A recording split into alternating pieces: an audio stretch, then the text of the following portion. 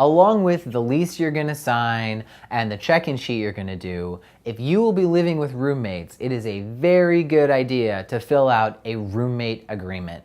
This is going to include things like who's paying how much for rent. If someone's living under the stairs in the little Harry Potter bedroom and someone else has the huge one in the front with an extra bathroom on the side, and that person's paying $800 and this person's paying $200, you want an agreement that reflects that. Otherwise, as far as the landlord is concerned, they want $1,000. That person with $200 moves out and stops paying their rent. The person with $800 is going to have to cover it, and vice versa.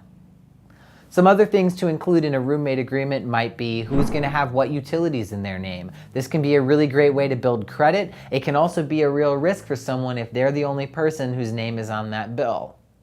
You might also want to talk about things like a guest policy. Can someone just move a boyfriend or girlfriend or out-of-town guests in for a week, 2 weeks, 6 months? Have things like that laid out. Ditto things like parties, things like smoking, chores, all the stuff of daily life. There's very little law that covers roommate issues, so you're going to want to have a good sense of how you want to live together to begin with.